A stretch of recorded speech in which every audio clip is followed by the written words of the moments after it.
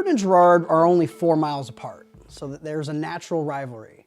They're two coal mining towns, hard-working, blue-collar towns. They love their sports, and sports just, it gives people an outlet, gives people, are we better than the other town? Are we stronger, are we faster, or are we smarter? And that is played up in athletics, unfortunately, sometimes. Growing up in Girard, there was a tense rivalry between the Big Red and the Bulldogs. It was kind of, you just learned to really dislike purple as a student in Girard, and whether it was basketball or football or baseball, that was the one game on your calendar every year that you circled, and that was the most important one regardless of what else happened. When your parents go to the same school and graduated from it, when you attended that school and graduated from it, there's a lot of history, there's a lot of pride. That just doesn't go away. The consolidation, I felt, was a great opportunity for the two school districts. I knew both had been suffering financially from the loss of the coal mines.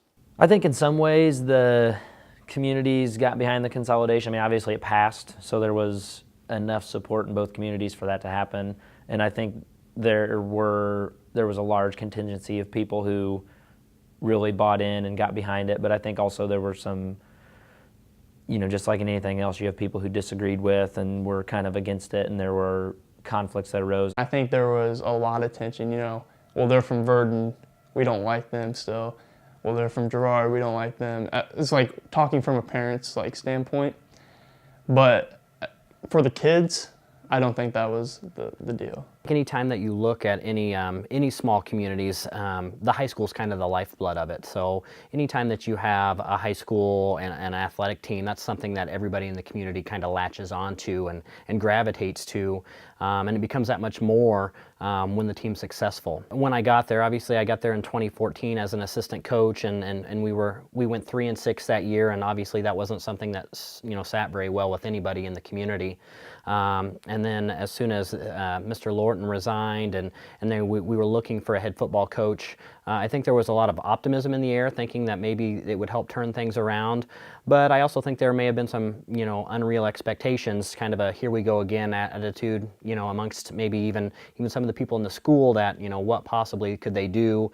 How vital is it to have a change in coach, and whether or not that would make a big difference? Me being a player, my thoughts going into the season, the 15 season, I mean, I knew in my heart that we were going to win, and talking to the other players, who I was really close to, they were like my brothers, we knew that we were going to win in our hearts. We knew that we were going to have a good season. As far as the community, and our friends who weren't there at the practices with us, they would joke and be like, are you guys actually going to be good this year? I think after that first game, coming back from a deficit and coming back and being able to win against a very good opponent, which we found out later, I think it steadily started growing a little bit. I think you started hearing a little buzz around the communities that, maybe we were going to be okay.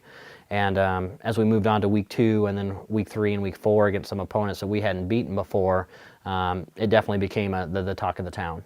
That football season just really gave everyone something positive to kind of focus on in the midst of all the other negative things that were going on. We're not talking about an NFL team, we're not talking about a college team, we're talking about 16, 17-year-old kids that all of a sudden two communities that were bitter rivals were able to get behind. I think sports is one of the greatest things in the world when it comes to bringing people together, bringing them focused on one goal, and the 2015 football team from North Mac did that for all the communities. You didn't hear people talking about Verdon and Girard anymore. It was, we're from North Mac, we're not from one of those other separate towns.